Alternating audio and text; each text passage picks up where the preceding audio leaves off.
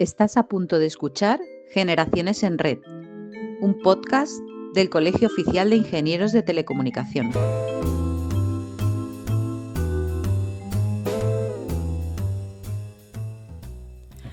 Hola, somos Lola y Óscar. Bienvenidos a Generaciones en Red, el podcast donde conectamos experiencia, talento y tecnología para repensar el futuro del ingeniero de telecomunicación. Hoy hablamos con María José Sánchez Yago, ingeniera de telecomunicación y psicóloga, fundadora de Creatia Human, con más de 20 años acompañando a directivos y organizaciones en liderazgo humanista y transformación cultural. Ella es ingeniera superior de telecomunicaciones por la Universidad Politécnica de Madrid, licenciada en psicología por la UNED, completó el programa de desarrollo directivo por IS Business School, el máster en filosofía y humanidades, Universidad Francisco de Vitoria, y el máster en Sostenibilidad CMI. Resumiendo mucho su trayectoria profesional, es consultora especializada en liderazgo humanista y transformación cultural en empresas con más de 20 años, asesorando a directivos y CEOs en España e internacionalmente. Ha trabajado en empresas como Telefónica, Canal Plus y Sogecable y colabora con escuelas de negocios como ISDI e IMD, Suiza, y es miembro de asociaciones como AMMDE y Fundación Women Forward. María José además es Premio Pioneras IT del 2023 por el Colegio Oficial de Ingenieros de Telecomunicación por su labor en la promoción de la ingeniería y en la vocaciones STEM entre las chicas. Ha publicado varios libros, entre ellos Érase una vez una persona que quería vivir mejor en 2020, Érase una vez una persona que quería cambiar sus hábitos en 2023 y el último, Liderazgo Básico, en el 2025. Como filosofía de vida defiende que la tecnología y el humanismo son dos caras de la misma moneda y promueve un liderazgo que combine los resultados con el bienestar y con el propósito. Bienvenida, gracias por acompañarnos. Comenzamos. Las gracias os las doy, es un honor estar aquí y gracias por la invitación. Pues muchas gracias a ti, María José. Para empezar lo hacemos siempre de forma sencilla y preguntamos al invitado quién es María José y luego preguntamos también cuáles son sus hobbies principales. Mis hobbies. Pues a ver, ¿quién es María José? Hoy he recibido un WhatsApp muy bonito de una persona que al final decía Sócrates, en el espejo del otro te ves reflejado, ¿no? Y me decía, me transmites paz, tranquilidad y coherencia. Pues creo que soy eso, un alma en paz. Casi nada, ¿eh? No es poco. ¿Y qué es para ti la ingeniería de telecomunicación? ¿Qué es lo que te atrajo a esa carrera? Pues la ingeniería de telecomunicación son muchas cosas. Estamos antes en el off the record, ¿no? Comentando y un compañero de clase muy querido, Eduardo Sánchez, estaba hablando de su padre, ¿no? Y de cómo trajo la radio al pueblo. Mi padre fue el primer ingeniero de telecomunicación de su pueblo, también un pueblo de la España profunda, de Albacete. Mi abuelo era el maestro de escuela en la época en la que había una sola clase con un montón de generaciones. Y en casa siempre se me ha inculcado de alguna manera que la educación, el conocimiento es un valor y que la ingeniería puede crear un puente entre ese valor y el bien que haces a la sociedad. Es algo que he visto en mi abuelo, que he visto en mi padre y eso pues casi por inercia, no muy conscientemente, pero me llevó a Teleco. Pues fíjate que durante años se ha dicho que los ingenieros de telecomunicación hemos sido muy técnicos, pero muy poco humanistas, y no sé si lo que tú estás diciendo es que has tenido una mejora continua excelente y has acabado siendo más humanista o al menos con un tanto por ciento de humanismo muy grande, pero ¿te reconoces algo en el estereotipo, digamos, negativo del ingeniero? En general, a mí me gusta pensar que los estereotipos te pueden dar una aproximación a la realidad y a la vez cada unidad, ¿no? Es única y singular, ¿no? Y eso es lo más bonito que tiene el ser humano. Entonces lo decía Calderón, ¿no? Cualquier personaje es corto, ¿no? Para describir a la persona que somos, ¿no? Entonces no me reconozco en el estereotipo. De hecho, fíjate, una de las cosas que hizo mi padre fundó una compañía que ahora la dirige un hermano mío y el lema era que no se pierda un talento por falta de medios económicos. Es una empresa que se dedica a la tecnología a nivel educativo y lo que quería era estimular ese talento, y estamos hablando de hace 40-50 años. Entonces no es lo que yo he vivido en casa ni lo que he visto en muchos ingenieros de teleco. Entonces, los aprendizajes personales y profesionales que te llevaron a unir de esa forma tan natural la tecnología y las personas vienen ya de tu familia, ¿no? Pero ¿hay algo además aparte de la familia, que te hizo seguir en esta línea de unir tecnología y humanismo? Pues mira, hay muchas cosas. Cuando yo empecé en la escuela, ya en BUP, yo era un poco rebelde. Ya Eduardo, que está aquí, lo sabe desde el principio. Y mi primera rebeldía venía en el bachillerato que yo hice, se distinguía ciencias y letras. Y yo no entendía eso. De hecho, me parecía que era una disección un poco pobre. Y hoy se vuelve a la figura del Renacimiento, ¿no? Y Leonardo da Vinci unía humanismo y tecnología con una naturalidad pasmosa. Entonces, yo no entendía y a mi manera lo expresaba. Y luego, cuando llegas a la escuela de Teleco, cuando yo llegué, me encontré algo maravilloso, que me encontré muchas buenas personas. Entonces, cuando unes inteligencia y calidad humana, ese puente es todavía más natural, y eso es lo que yo viví. Y a poco que estés en la escuela, o sea, es verdad que los primeros años hay momentos en los que dices todo esto para qué, ¿no? Pero en cuanto empiezas a hacer cursos más superiores, empiezas a ver ese puente y el bien que se puede hacer a la sociedad de forma muy, muy tangible a través de la tecnología. Entonces, no, fue un camino que se ha ido realimentando naturalmente. Y a la vez también es cierto que mi perfil era un poco diferente, pero estamos otra vez en esa unicidad. Sí, nos gusta mucho el reflejo de Leonardo da Vinci, ¿no? Entonces, quizá habría que pensar en si la formación o la experiencia son las que llevan a que uno se pueda convertir en un Leonardo da Vinci. ¿Cuál crees que es el, digamos, compromiso entre una cosa y otra que hace que tu final o tu destino sea el de ser mejor ingeniero en el sentido amplio? A ver, yo creo que no es univariable. En general, a mí hay una máxima que siempre he aplicado y creo que en el mundo de hoy está más actual todavía, es que la vida te pille preparado. Entonces, vivimos en una sociedad que a veces te empuja hacia lo fácil, lo inmediato, y eso normalmente puede tener su sentido de utilidad para una emergencia, y a la vez no es suficiente para hacer las cosas con hondura, con impacto y con solera. Entonces, una de las cosas que yo aprendí en la carrera fue esa, ¿no? Que las cosas cuestan en sentido sano y merecen la pena cuando les dedicas ese esfuerzo. Y eso aplica a las materias técnicas y a las materias humanas, ¿no? A mí me gusta recordarme, ¿no? que el profesor, el consultor es alumno eterno, ¿no? En la Universidad de la Vida. Y una de las cosas, fíjate, ahora me río porque más bonitas que me descubro diciendo, es que el aprendizaje, la sabiduría es asintótica, ¿no? Decía Ortega que el hombre es un faciendum, es un ser inacabado. Entonces, cuanto más profundizas, no con ansia, ¿no? Pero más te das cuenta del camino que hay hacia ese ideal, y con mucha humildad, pues no sé, como que intuyes que la sabiduría está ahí, aunque tú todavía no cruzas el río, ¿no? Pero te sabes dónde estás, y ese es un poco el camino, yo creo, para cualquier puerta del conocimiento, ¿no? En esa transformación hacia la sabiduría. Antes, al principio, Óscar ha comentado que creaste tu propia empresa, que es algo que no es muy frecuente entre nuestro colectivo.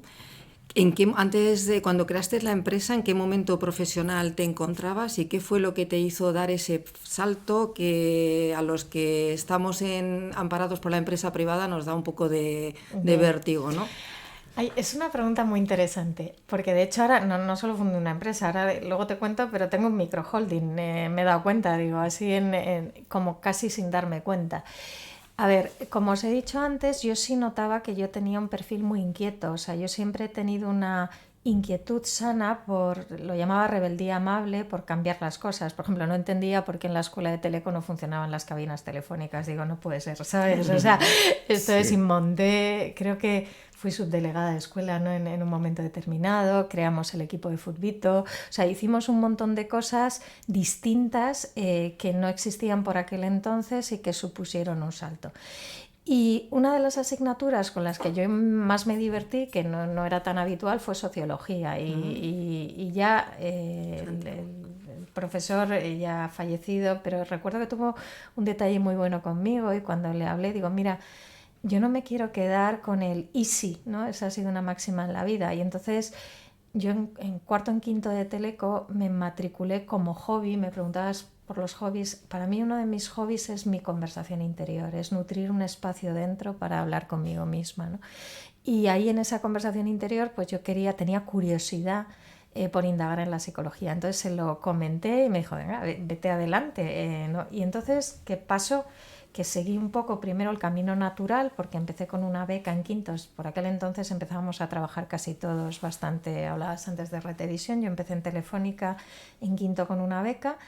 Estoy muy agradecida y se me juntó que bueno, pues estuve 2 años y luego me surgió, como había hecho Área 1, que era Onda Radio, pues quería probar el mundo de la tele y me surgió una oportunidad en Canal Plus.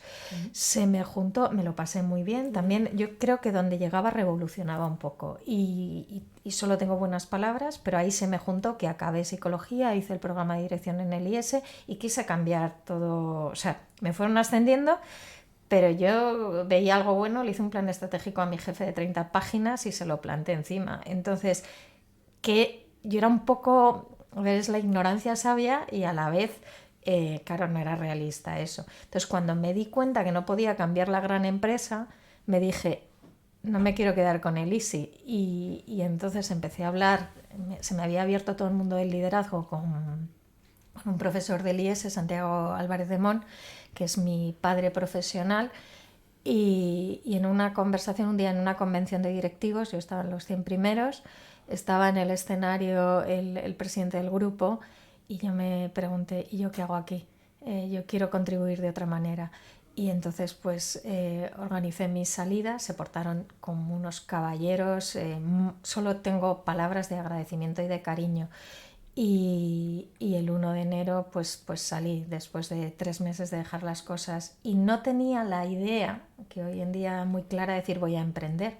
O sea, sabía lo que no quería, pero necesitaba buscar. Ahora este profesor actuó un poco de mentor y vio en mí quizá cosas que yo no veía. Y yo fundé la primera empresa como forma jurídica para facturar, no para emprender un gran proyecto. Digo, bueno, pues ahora cómo es el sistema, ¿no? Y claro, luego lo pienso y es verdad que yo tenía el ejemplo de Microloc, la empresa que había creado mi padre, mi marido era emprendedor también y yo le había ayudado a levantar el capital para crear su empresa. Entonces es verdad que poco a poco fui haciendo camino. Y ahora, bueno, pues esa empresa ha cogido madurez y es verdad que tengo, gracias a Dios, mi espacio en el mercado. Tengo una relación que te diría de cariño, ¿no? Me cuesta hasta llamarlo clientes. Y hace 2 años fundé otra empresa, está aquí Luis, que es socio mío, que es una escuela de liderazgo online, porque quería eso que yo había hecho y que sigo haciendo y que va a la cúpula de las empresas, pues de alguna forma democratizarlo, hacerlo más extensivo a más gente. Y ahora mi marido, que está en una nueva etapa profesional, hemos fundado otra empresa de inteligencia artificial y humanismo. Entonces, pues yo decía que me doy cuenta que ya es una forma de vida, bueno, no voy a... O sea, yo no creo, sinceramente, que sea valentía, a lo mejor es más temeridad.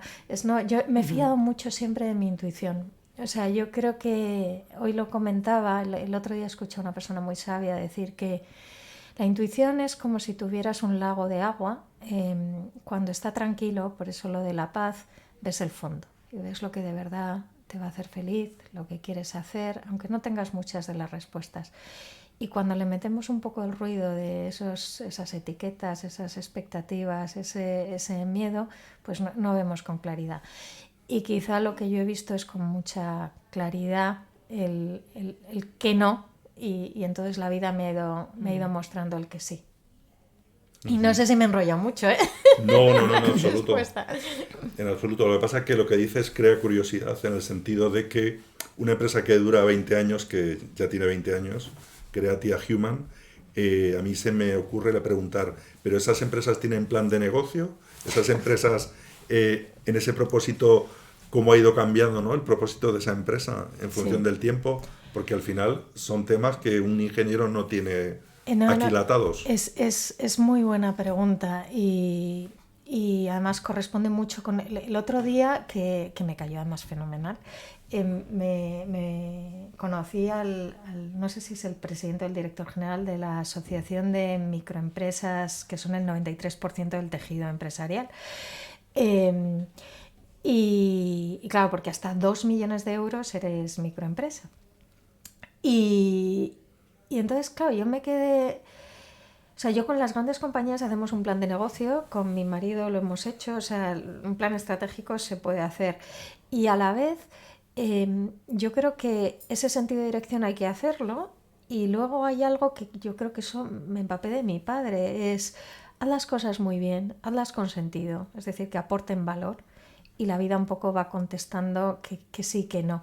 O sea, no es un plan de negocio estratégico sin vida, por decirlo de alguna forma, es sí con grandes líneas y sentido de orientación y que va ayudándote a tomar decisiones, pero no es una hoja teórica inamovible, ¿vale? Ese es un poco el plan de negocio que al menos yo he seguido en mi vida. No era seguir la gran visión o la gran idea, sino era una reflexión consciente de hacia dónde estás aportando valor y que por ahí la vida te va contestando. Y eso sí, una vez que esto la gente que trabaja conmigo, y eso creo que me lo ha dado Teleco o ya estaba antes, hay una seña de identidad que es muy clara, que es el servicio y la paz, pero hay otra que es la excelencia. O sea, a mí me gusta hacer las cosas no bien, sino muy bien. Y esa excelencia es lo que hace que luego las cosas sean recurrentes. O sea, te quedas donde te quedas, pero aspiras, o sea, el listón es alto. ¿Y qué tipo de liderazgo promueves en las organizaciones con las que trabajáis y queréis ahora democratizar con esta escuela online? Pues lo has dicho muy bien, Lola, antes. Un liderazgo humanista, otra vez. Creo que la realidad más completa siempre se percibe desde un nivel de conciencia superior. Entonces muchas veces se intenta estigmatizar como resultados o personas, ¿no? Y otra vez son dos ventanas de una misma realidad. Una empresa más humana que toma decisiones con sentido, teniendo en cuenta la variable de las personas, en el medio plazo, a lo mejor no inmediatamente, es más productiva y retiene mejor el talento. No me gusta mucho la palabra retener, pero hoy en día se habla mucho de engagement, retención, rotación de talento. Al final lo importante es que la gente que tú quieres sea la que quiera quedarse y no se quede como mal menor. Entonces hay determinadas formas de hacer, o sea, para mí es el binomio que describía en Teleco, es gente inteligente, buenas personas. Cuando combinas esas dos variables, lo mejor acontece. Ese es el liderazgo en el que creo. Y en general hay gente muy inteligente en las empresas, ¿no? Entonces tú eliges, estábamos hablando antes, ¿no?, del tercer libro, ¿no?, si energías ascendentes o descendentes, y con eso vas marcando unas formas de hacer, tanto por la dirección de las empresas como los equipos de dirección, que luego permea hacia abajo, porque la gente en general es más inteligente de lo que parece. Entonces, si no hay coherencia entre lo que dices y lo que haces, la gente ya sabe a qué atenerse. Y yo lo que propongo es la opción, porque es una opción, de ese liderazgo humanista que es coherente. Y desde esa coherencia, que esto es otra cosa importante, a veces parece que esa coherencia es fluffy o es algo débil o es algo, y es lo contrario. Desde esa serenidad del alma puedes tomar decisiones nada fáciles que afectan a miles de personas, pero con la tranquilidad y te diría la confianza que la vida va a responder, no conforme a tu guión, sino con lo que is the right thing to do, ¿no? Cuando actúas de esa manera. Ese es el liderazgo en el que creo, el de servicio, ¿vale? Lo que pasa es que el liderazgo basado en el humanismo, digamos, tiene el problema visto desde el punto de vista de los otros, en que tienes que lidiar con gente que a lo mejor no lleva el mismo ritmo que tú, y entonces la gente presupone que eso da lugar a fracasos, a más fracasos que si te riges solo por temas completamente numéricos, temas completamente, es decir, la ciencia, todo funciona como debe, pero en el caso vuestro, un fracaso no se percibe como algo malo, sino que te ayuda a aprender. A ver, aquí hay muchas variables. La palabra fracaso es un poco palabras mayores. O sea, utilizar fracaso tiene... Yo no creo en los extremos, ¿no? En no usarla, ¿vale? Pero a la vez a mí me impone mucho respeto, porque ¿qué es un fracaso? A lo mejor un fracaso es un proyecto familiar que no ha ido a buen puerto, porque el resto de cosas pues son tropiezos, errores, decisiones que... Hay una cosa que a mí me gusta recordarme, que es muy fácil leer la quiniela el lunes. Entonces es muy fácil con la información del presente decir, teníamos que haber hecho esto, pero hay que vivir esas situaciones para poder decidir, ¿vale? Y hay que ser justo con uno mismo.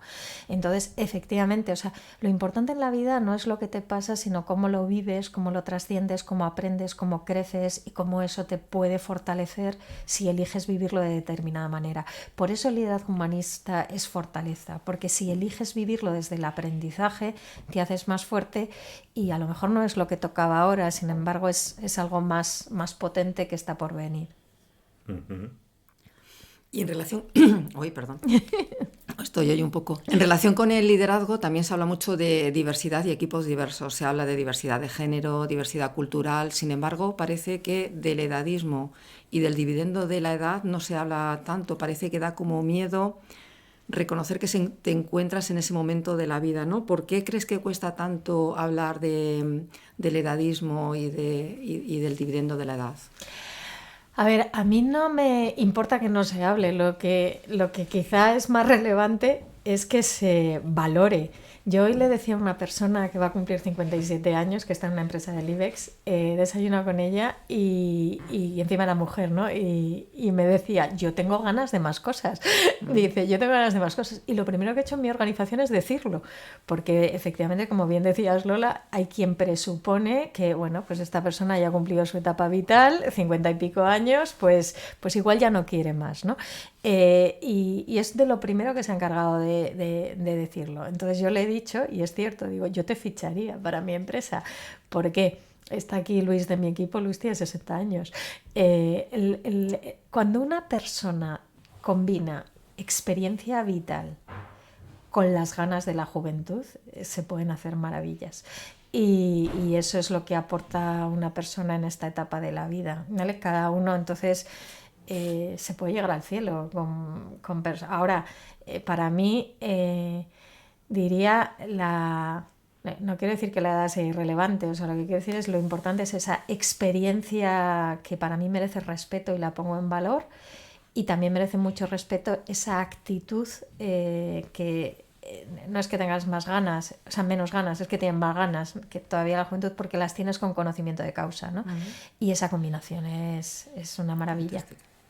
¿Y utilicé reglas para saber cómo aprovechar el talento senior? ¿O no hay reglas para eso? ¿Tienes que tener una percepción extrasensorial para saber qué aprovechar de esa persona senior? Sí, a ver, hay muchos, como todo en el talento, hay herramientas cuantitativas que puedes medir, hay muchos test de personalidad, de capacidades, de actitudes, de competencias, o sea, todo eso puedes...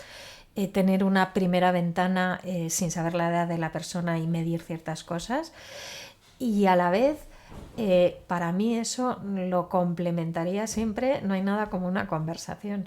Entonces en esa conversación ya no solo está la parte racional, sino percibes otras cosas, ¿no? Y para mí es una combinación de las dos cosas, pero fíjate, lo he resumido antes en lo que yo creo: si alguien tiene un valor que aportar y tiene la actitud adecuada, ya está. Uh-huh. Y aquí y volvemos a lo mismo, lo que hay que, no digo tener claro, pero al menos dibujar hacia dónde está ese valor. Hay una pregunta muy bonita que yo hago de vez en cuando a la gente y me la hago a mí misma, ¿no? Si todo lo que has vivido hasta este momento fuera como un entrenamiento y el verdadero partido empezara ahora, ¿para qué te habría preparado la vida? Ahí está tu valor, ¿no? Y a todos nos ha preparado la vida para muchas cosas. Entonces, eso es lo que hay que un poco conceptualizar. ¿Cómo puedo a lo mejor complementarlo para actualizarlo para el mundo actual? Y ya está. Y a partir de ahí, entonces, cuando ves una persona con esa actitud, no sé, yo a veces cuando, por ejemplo, leen mi currículum, hay muchas cosas, como digo yo, quizá yo sabía no para qué servía, sino para qué no servía, y iba completando, pero también es verdad que hay otra parte que en mi caso, y no porque sea referencia, ¿no? Pero he intentado mantener viva esa preparación. O sea, no sé, que en casa digo mi marido porque él es ingeniero de teleco también, y nos reímos porque salió lo de Agile, ahí estaba yo, pero no te creas con cualquier cosa, o sea, con la organización americana, PSM2, porque de repente me entra la beta y te metes. Empiezo a trabajar en la cúpula de las organizaciones y me certifico como consejera. Entonces es como absorber con otra vez esa juventud para sentir que tu valor se mantiene actualizado, ¿vale? Claro. Combinado con la actitud. Y claro. Entonces, en esa posición, pues el talento senior para mí es una joya. La siguiente pregunta va un poco en línea con lo que estabas contando ahora. ¿Cómo se puede pasar de la teoría a la acción para integrar a profesionales de más de 50 años en las empresas? Que creo que va un poco en línea lo que has dicho de formación continua, ¿no? Pero primero, claro, aquí hay dos lados. Primero, el profesional senior, yo creo que tiene que hacer, para mí, dos cosas. Primero, un ejercicio de reflexión suyo propio de qué es lo que realmente quiere. Y está bien cualquier respuesta, pero es importante que conscientemente se... Mira, si alguien escucha esto y le apetece, yo tengo un cuestionario cualitativo que se titula Conversación Interior, que os lo paso y se lo pasáis directamente, ¿no? Es un cuestionario autorreflexivo, ¿no? Pero es importante indagar en esa conversación interior de qué es lo que realmente quieres hacer. Y a lo mejor lo que realmente quiero hacer es tener un trabajo, cualquier trabajo que me permita sentirme útil, muy legítimo. A lo mejor lo que tengo es ciertas partes de mi personalidad donde sí estoy aportando cierto tipo de valor técnico y quiero tal. A lo mejor hay una beta, por ejemplo, mi marido ha tenido un cambio profesional ahora en cambio de etapa, y la conversación que tuvimos hace un año, y es talento senior, es ¿dónde quieres meter la vertical? Y él estaba con temas de ciberseguridad y temas de inteligencia artificial dudando, y al final decidió la inteligencia artificial y se ha metido un año a fondo con eso. Pero claro, tiene que haber una elección de mirar y elegir y decir por aquí quiero ir. Y eso nos corresponde a cada persona. Y luego, después hay que hacer un ejercicio con el exterior, de decir cuánto de realista es esto en las posibilidades que la sociedad me ofrece. Decías antes, efectivamente, gran empresa, empresa mediana, emprendimientos, hay distintas posibilidades. Entonces, conociendo mi personalidad y lo que yo realmente quiero y el realismo de lo que hay fuera, hacia dónde quiero activar. Y sabiendo que la activación a veces cuesta menos y otras veces lleva su tiempo, también hay que tener paciencia. Entonces, eso por un lado. Y luego, respecto a las empresas, para mí un poco es lo que he dicho. O sea, yo como empresaria, yo contrato talento. Bueno, tengo talento diverso. Tengo 30 años, tengo 50 y pico, o sea, para mí no es tanto, y otra vez esto aplica a cualquier tema de diversidad, sino que creo que puede venir bien, no solo a la posición, sino al conjunto, al sistema. O sea, hay una cosa muy buena en liderazgo, que es cuando se desarrolla una visión sistémica de la realidad. Esto lo notamos en las familias. Cuando tienes un hermano, no solo es el hermano que viene, sino cómo afecta al hermano mayor. Pues eso mismo pasa en las organizaciones, en los equipos. Entonces, ¿qué puede haber en tu equipo que enriquezca al conjunto y que lo haga todavía más potente? Y entonces desde ahí hay oportunidades para el talento senior. Y mira, también hay una buena noticia, conozco varias empresas que igual que antes se sacaban y se han venido sacando durante muchos años, de hecho a mí me han llamado para programas de diversidad con la mujer, ahora hay programas de diversidad para el talento senior, porque se ve sí, por convencimiento, no... Es muy esclarecedor. Para nosotros también es muy bonito esto de que los libros y el pensamiento van unidos, ¿no? De alguna forma en las vidas de las personas que, como tú, bueno, pues al final tienen que mostrar al resto cuáles son sus interiores, ¿no? En 2020 publicaste Érase una vez una persona que quería vivir mejor, y nos preguntamos qué buscabas transmitir con ese libro y cómo conecta contigo y cómo conecta con los demás, ¿no? Pero qué buenas preguntas hacéis, ¿eh? Bueno, muchas gracias. Tus respuestas tampoco son... Ahora contesto, pero quiero completar una cosa de la anterior porque creo que es importante, se lo decía antes a mi marido que me ha traído en coche, también no hay que hacerlo solo, que se pida ayuda. O sea, yo he reconectado con el colegio en el último lustro y es una maravilla. Entonces, es de sabios dejarse ayudar. Y el ser humano se hace en comunidad y a través de conversaciones vas encontrando y van emergiendo las soluciones y las respuestas. Entonces, hay que hacer un ejercicio individual, pero desde ahí, en el colectivo, en el nosotros, se pueden encontrar muchas respuestas. Entonces, no es, y creo que es un aspecto importante, ¿no? Porque a veces, y nos ha pasado en las ingenierías, sobre todo en la época en la que nosotros nos educamos, parece que eres débil si pides ayuda y hay ciertas cosas que las tienes que hacer en soledad. No, es de sabios dejarse ayudar y a través de ese camino colectivo y compartiendo con personas en situaciones similares pueden emerger muy buenas ideas, ¿vale? Entonces, es que me ha venido justo ahora y no quería dejar de decirlo. Y qué bonito es esto que dices, porque un poco es la idea de nuestro grupo, o sea, Claro. la idea del grupo Talento 50 más es, somos un colectivo, estamos aquí para que lo que necesites acompañarte en ese camino, ¿no? Entonces, la verdad es que has presentado muy bien el propósito del grupo. Sí, sí, sí. Y es que es una maravilla, es así, ¿sabes? Entonces, pues enhorabuena. Gracias. Y ahora si quieres vamos al libro, pues el primer libro es como un primer hijo, es muy bonito. Mira, todos tenemos nuestra historia y además la historia de cada uno pues merece el máximo respeto con sus momentos altos, sus momentos no tan altos. Entonces yo en un momento determinado, lo que cuento en el primer libro, me sirvió mucho en una etapa de mi vida, en torno al 2010, 2008. Yo viví en Londres en una temporada y bueno, pues tenía muchos elementos de presión externa que no estaba sabiendo gestionar y eso te va afectando y tiene un impacto hasta físico. Entonces tuve la suerte, porque además lo digo, Luis se enfada conmigo a veces, lo que hay en mis libros no es mío, es conocimiento universal que pertenece a la humanidad.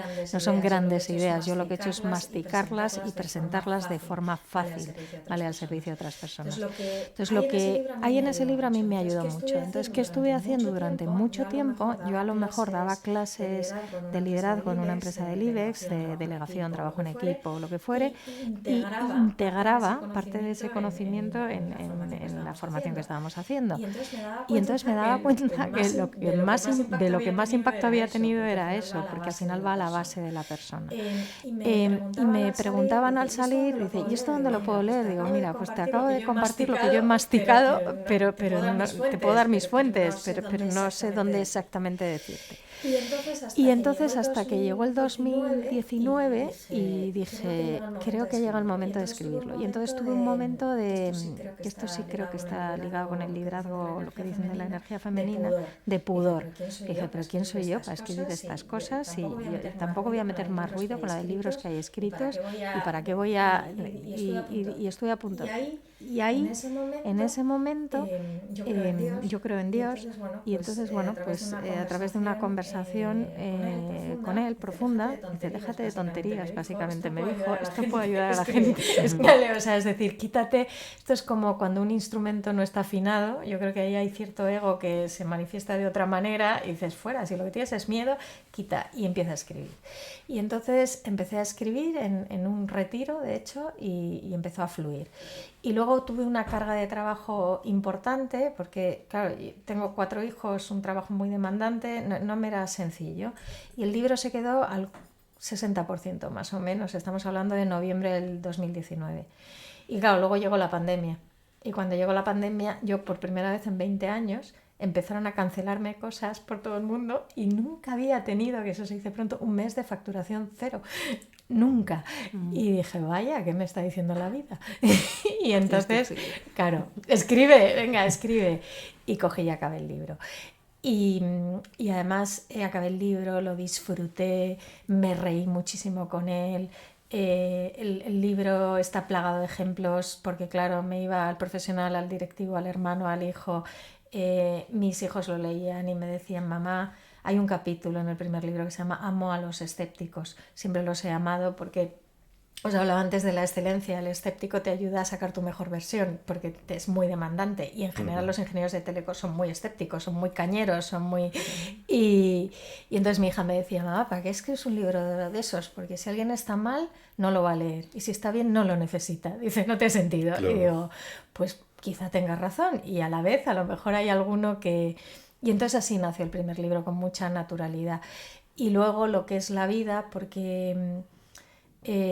como siempre había querido hacerlo, a mí hay otra cosa que me ha costado aprender y estoy en gerundio, no está aprendida, que es pedir cosas, ¿no? Entonces yo normalmente sirvo a mis clientes, pero nunca pedía nada y recuerdo que quedé para comer en mitad de la pandemia con mascarilla con el CEO de una compañía y le di, y de repente es que fue muy divertido porque me encontré yo que soy buena conversando y enseño a la gente a tener buenas conversaciones. ¿Conocéis la sensación de estar en una conversación y saber que te estás liando y que no estás diciendo las cosas bien? Y bueno, pues fue ese tipo de conversación y como esta persona me quiere mucho, dije por aquel entonces una compañía de 1000 y pico personas, y dice, ¿qué me quieres decir? Y entonces ya dije, venga, respira María José.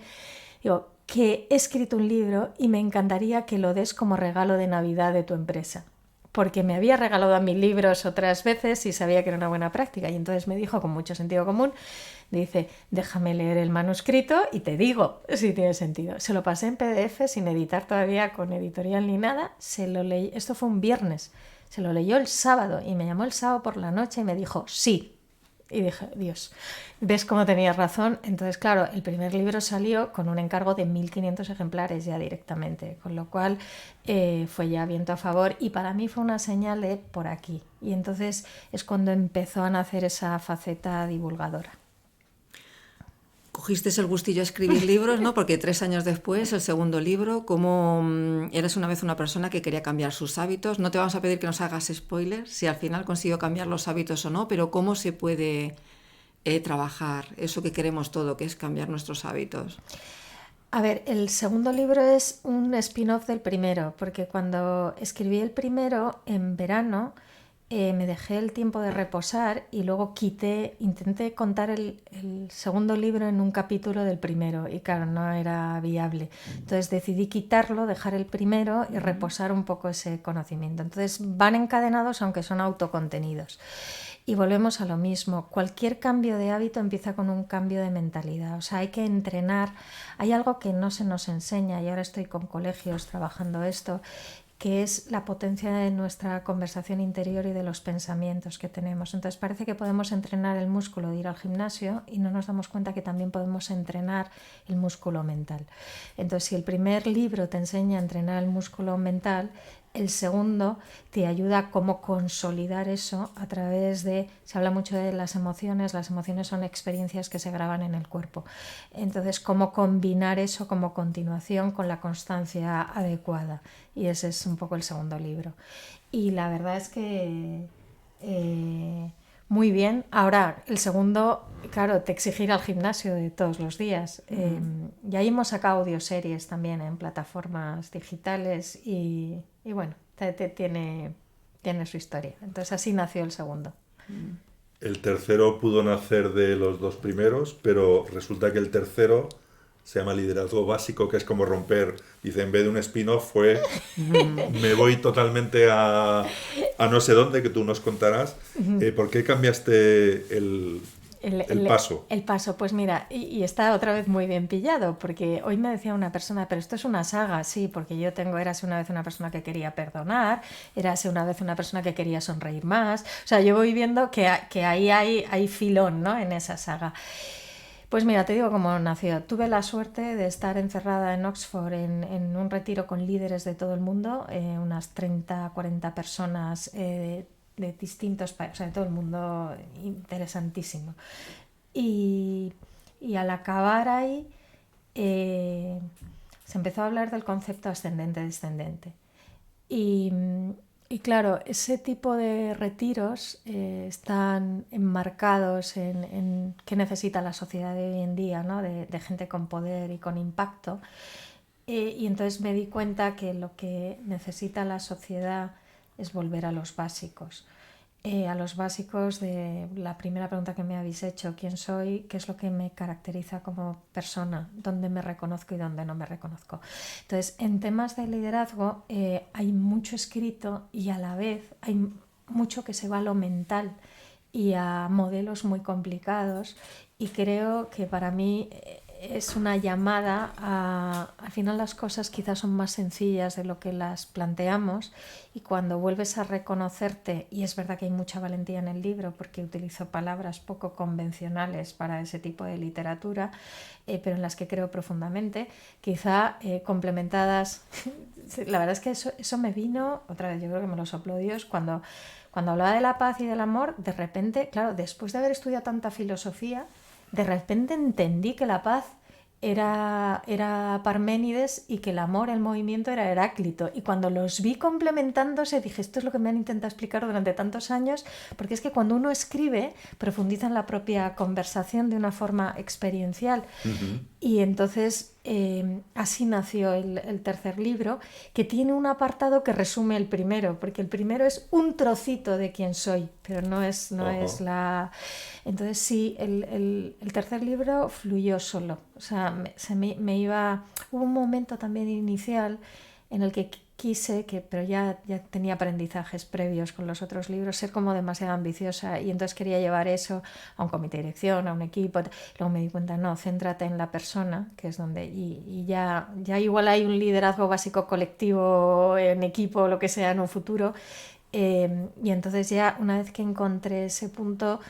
me lo soplaron al oído, o sea, salió. Complementando un poco, yo he empezado a leer tus libros por el final, o sea, me he leído el tercer libro, que recomiendo a todos, porque, y tengo que reconocer que al principio me daba como un poco de pereza, porque estoy un poco cansada de que me hablen de liderazgo. Sí. Entonces me lo leí para prepararme y conocerte mejor en la entrevista, y lo que he descubierto es un libro donde enseñas a cómo vivir, no solo cómo liderar, también es parte de la vida y la vida es liderazgo, ¿no? Pero a mí lo que me ha ayudado, y me queda los 2 últimos capítulos, que además pones deberes y tengo que hacer los ejercicios y demás, pero lo que me ha gustado es que nos enseñas a volver a lo básico. La vida es mucho más sencilla, ¿no? Entonces recomiendo a todos, y me leeré los siguientes empezando por el final, pero efectivamente es la vuelta a lo básico, a la sencillez, ¿no? Entonces Sí, no, y gracias, Lola, porque esa es la función del libro. Y si me lo permites, yo no enseño, muestro.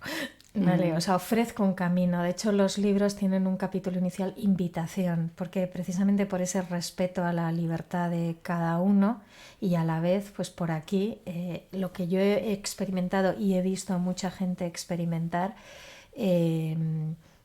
hay un camino, y es este. O sea, hoy en día, fíjate tú que te lo has saboreado, hay hambre de paz interior.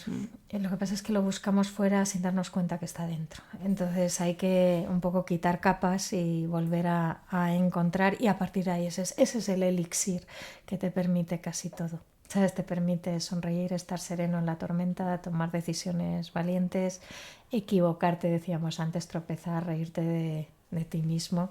El crisma que hemos sacado, ¿no, Luis? Es así un poco rompedor para mí, pero dice, vamos a ser traviesos, ¿no? Me ha dicho gamberros, pero es un poco con esa ligereza, ¿sabes? Y en un mundo dominado por la inteligencia artificial, la automatización, donde también se habla mucho de poner al cliente en el centro, de customer experience, que se habla mucho pero es difícil llevar a cabo, ¿de verdad es posible poner a la persona en el centro sin perder competitividad? A ver, mi visión, que no digo que sea la visión, primero quitaría, y esto lo enlazo con el proyecto Lidero, la Escuela de Liderazgo, Democratizar el Liderazgo. Desde en estos 20 y tantos años, o ya digo 20 años, pero son creo que casi 25, hay cosas, Lola, que esto es muy divertido, que siguen saliendo todavía. Digo, pero ¿cómo es posible? O sea, lo de poner al cliente en el centro sigue saliendo, pero es que salía hace 20 años. Lo de adaptarte a los cambios sigue saliendo, pero es que salía hace 25 años.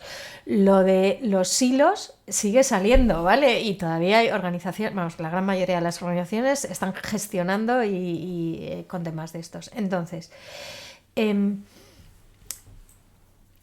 no sé si afortunada o desafortunadamente sigue siendo de rabiosa actualidad, ¿vale? El enfoque, porque ahora bien, es el enfoque que al menos este funciona, no digo que haya otros que no funcionen. Eso por un lado. Y eso lo complemento con... O sea, yo no creo que el mundo esté dominado. En un mundo en el que la tecnología, y otra vez volvemos al inicio de la conversación, ocupa un lugar muy protagonista, creo que hay todavía mayor necesidad de liderar, responder, tomar decisiones desde aquello que nos caracteriza.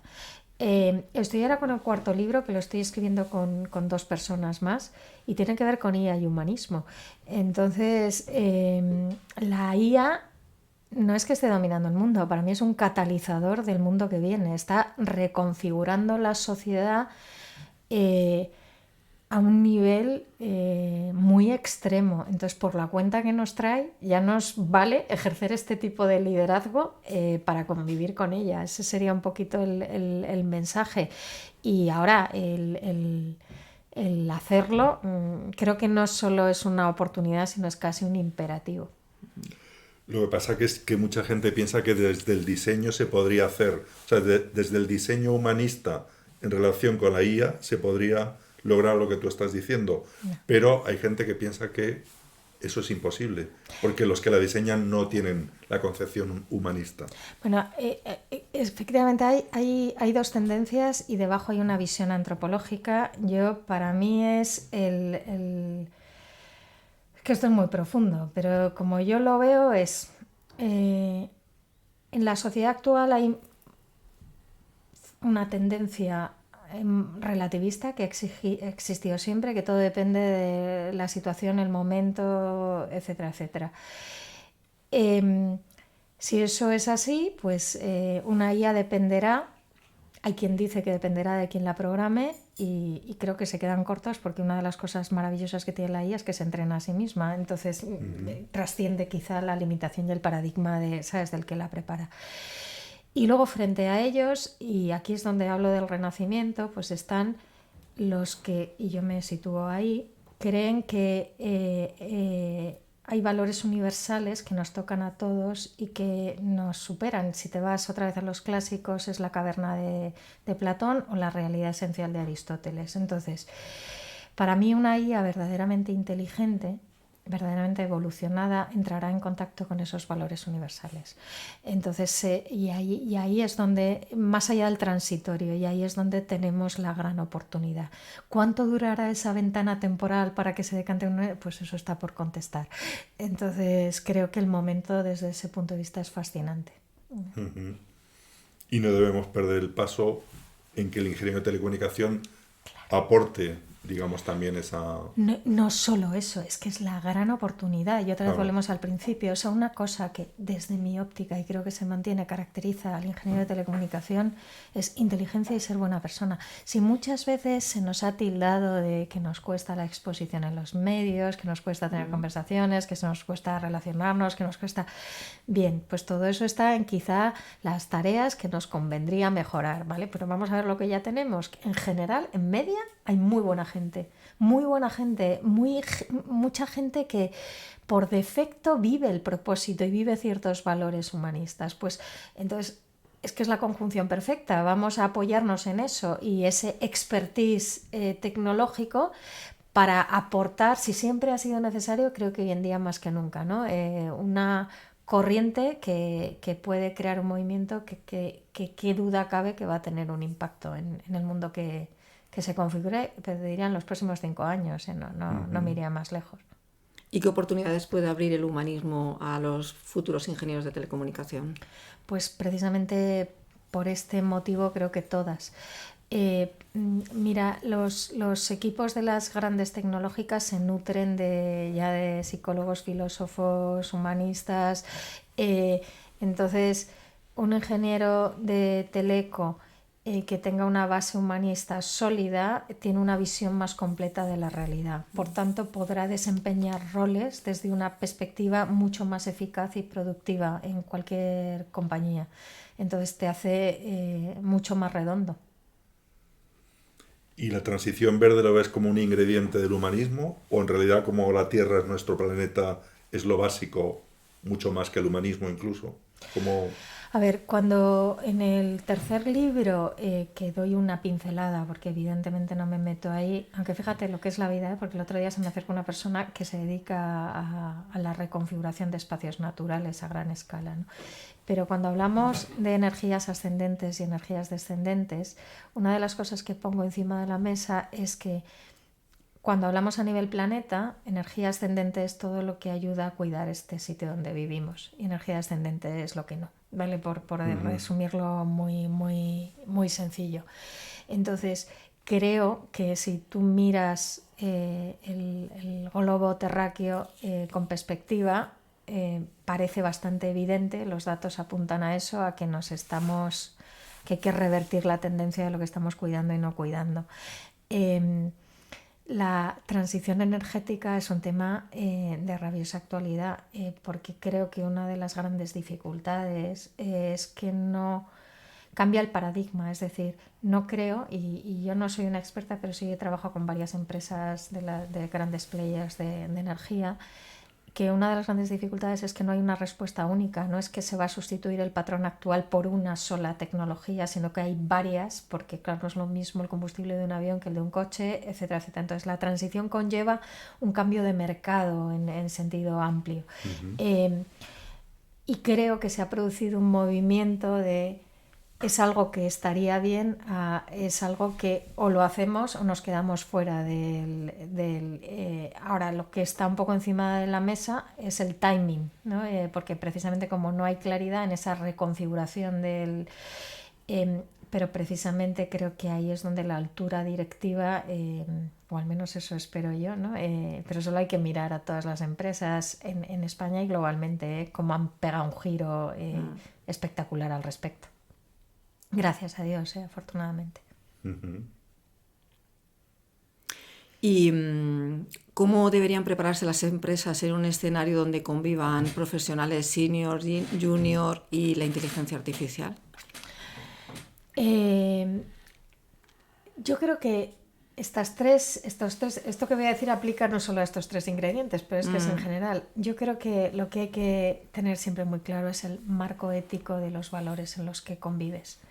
Y cuando ese marco está claro y vas empujando hacia la coherencia dentro de... O sea, cuando se habla de un marco ético, para mí hay dos niveles. Hay un nivel de líneas rojas que no vamos a cruzar y eso es, por ejemplo, algo que hay que tener muy claro con la IA, pero también con las personas, porque entonces el marco ético tiene, como decía, dos niveles, las líneas rojas y luego lo que nos caracteriza como identidad, como empresa, o sea, los valores...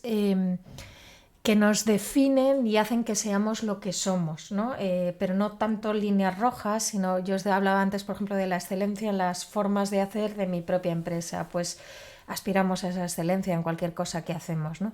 Y esos dos niveles hay que tener ese marco claro y ahí es donde conviven esos tres ingredientes que has sacado, Lola. ¿Vale?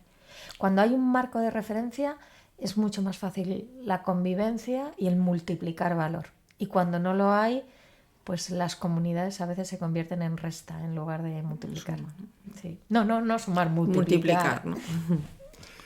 Y como consecuencia de lo que estás diciendo, ¿qué tanto por ciento de empresas crees que no están haciendo lo que estamos hablando aquí? Es decir, si hubiera que hacer un queso en el cual habláramos de número de empresas que lo están haciendo bien, regular, cero humanistas o muy humanistas, ¿cómo está yendo la cosa? Mira, yo te voy a contestar con una respuesta sesgada. ¿Por qué? Porque las empresas con las que yo trato son empresas que si ya me llaman tienen esa inquietud. Entonces yo me he encontrado con CEOs, muchos más de los que parece, y con equipos de dirección que realmente se creen esto. Otra cosa es que, pues yo esto también lo digo como en las familias, tú eres perfecto contigo mismo, eres perfecto con tus hijos, eres perfecto con tu pareja, no. Entonces, una cosa, pero nadie duda de que amas a tus hijos incondicionalmente, ¿no? Entonces, pues aquí en las empresas pasa lo mismo, los equipos de dirección están hechos por personas o por IAs también y serán imperfectas, ¿vale? O sea, imperfectas. Ahora, mientras mantengamos esas líneas rojas y ese sentido de dirección, estoy tranquila. Entonces, esa es mi visión de lo que hay, lo que veo. Dicho esto, yo no digo que no exista la otra realidad. Un directivo también una vez me dijo algo muy elocuente, ¿no? Me hizo pensar, dice, mira, a las cumbres llegan las águilas y los reptiles y tú eliges qué quieres ser, ¿sabes? Eso me lo dijeron en una empresa del IBEX, digo, tú eliges cómo te quieres mirar al espejo, qué quieres sentir cuando mires a tus hijos o a otras generaciones y cómo te quieres ir a la cama. Y si tuvieras que resumir en una palabra o en una frase cómo tiene que ser un líder perfecto, ¿cuál sería? Mira, me has tocado una palabra que yo recuerdo que le pasaba notitas a mi compañero de clase en tercero de BUP. Para que exista algo perfecto, tiene que existir algo imperfecto. Entonces, es un concepto muy escurridizo. El otro día que estaba Luis en el Reina Sofía, íbamos a salir a una conferencia con 400 personas, un equipo de trabajo, y hacemos una pequeña reunión de equipo antes. Y entonces cada uno dice cómo se siente y la intención que tiene para... Y una persona del equipo muy salada dijo, que salga perfecto. Y entonces, no sé, me empecé a reír y yo lo que dije fue lo que sentí en ese momento. Digo, yo sé que va a salir perfecto, lo que no sé es qué versión de la perfección nos vamos a encontrar. ¿Vale? Entonces, si yo eso lo aplico al líder, pasa lo mismo. No es tanto, la versión de la perfección tiene que ver con otra vez coserse a la identidad profunda de lo que nos define como seres humanos. O sea, cuanto más conectados estemos a la pasta de la que estamos hechos, que tiene que ver con... el amor es la estructura universal que subyace casi y el amor tiene mucho que ver con cuidar lo que te importa, con dar a los distintos niveles, pero desde la limpieza, desde la paz, ¿vale? Y te diría que se entienda esto bien, porque no es frivolidad, con sentido de la alegría. O sea, muchas veces parece es normal que esté estresado con lo que tiene encima. No, lo normal es sonreír. Recibimos la herencia de la felicidad. Entonces, cuando un líder se mueve desde el amor a lo que hace, al proyecto, al equipo, a la empresa, a los clientes, a la sociedad, lo hace desde la serenidad y sonríe con relativa frecuencia en su propia personalidad, para mí son buenos síntomas. Si tuvieras que introducir una nueva asignatura en la carrera que hablara de estos temas, ¿cómo la llamarías y por qué la introducirías? Aparte de la sociología que ya ha salido aquí. Autoliderazgo. O sea, la metería, pero en primero, en segundo, en tercero, en cuarto, bueno, en mi caso hasta sexto, pero ahora creo que es 4 más el máster, ¿no? Sí, la metería sí. todos los años, o sea, en sus distintas evoluciones, pero es que esto nos lo han dicho todos los clásicos, y entendiendo, y meto autoliderazgo para no rechazar con el lenguaje, ¿vale? Porque en el fondo lo que subyace es un hambre espiritual, entendiendo espiritual por el intangible del ser humano, ¿vale? Y creo que esto es algo que antes se trataba y que ahora parece que se deja de lado cuando es una dimensión absolutamente necesaria. Bueno, no me resisto a hacerte esta pregunta, aunque Fernando está diciendo que quedan 3 minutos, pero como eres mujer y tienes 4 hijos, ¿que has tenido que renunciar a algo para compaginar tu carrera, que desde fuera es súper exitosa, con esa vida personal tan intensa y profunda que tienes?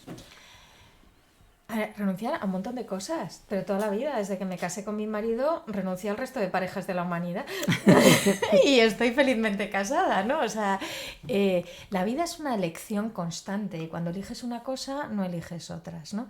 Entonces, yo he sido muy afortunada.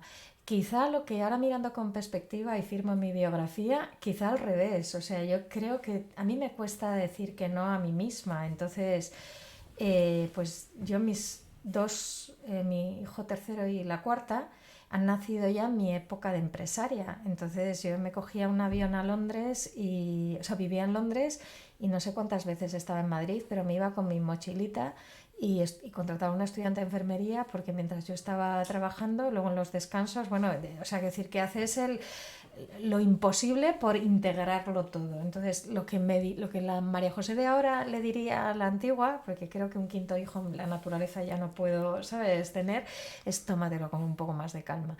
O sea, no pasa nada por parar un poco más. Es lo que, o sea, más que renunciar, renunciaría a más cosas. ¿Vale? He querido meter mucho y estoy súper agradecida, ¿vale? Entonces, Y aquí la clave es elegir bien.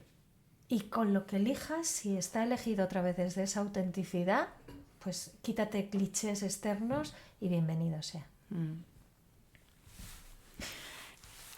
Bueno, y ya estamos acabando porque estaríamos hablando contigo muchísimo tiempo Yo más, lo pero voy a decir, aunque Fernando me regañe, es que qué pareja hacéis, ¿eh? Están aquí con una complicidad, Oscaritola, ¿verdad? sí. Bueno, en el podcast al final queremos hacer 2 preguntas. Al principio hay 2 preguntas fijas y al final hay 2 preguntas fijas, ¿no? Entonces, las 2 fijas del final son ¿qué habilidad crees que es la característica de un ingeniero? Si es que hay alguna habilidad característica que nos define. Para mí, visión más completa de la realidad. Y eso te permite anticiparte. Eso es lo que hace un ingeniero. Muchas veces, y esto es importante, porque oigo que el ingeniero resuelve problemas. El ingeniero crea valor. Es muy distinto. Por supuesto que resuelve problemas cuando hay que resolverlos, pero crea valor, crea realidad, crea desde esa visión más completa. Qué bonito. Y luego pedimos en Garce para que el entrevistado nos proporcione más entrevistados. Entonces, ¿puedes proporcionarnos alguno? Sí, mira, Eduardo, que está aquí escuchándonos, tiene una trayectoria internacional súper. Eduardo es posible candidato. Y bueno, os diría que trajeras a mi marido, pero no por ser mi marido, sino porque un ingeniero que está muy puesto en temas de IA y creo que puede dar una visión y que ha tenido una empresa durante 24 años y está, o sea, pues es un perfil muy, muy interesante. Por dejaros a 2, ¿eh? No, Genial. Muy bien, María José, pues hemos llegado al final. Muchas gracias por compartir con nosotros tu visión sobre el liderazgo, el humanismo, el futuro del trabajo. Hemos hablado de muchísimas cosas. Muchas gracias. Hemos disfrutado muchísimo. También quiero agradecer a nuestros compañeros que están en el back office, a Fernando y a Eduardo. Y si os ha gustado este episodio, compártelo, síguenos en redes para más conversaciones sobre talento, innovación, generaciones en red. Y bueno, el cierre es tuyo, María José. A por ello. Muy bien. Gracias. Un abrazo a todos.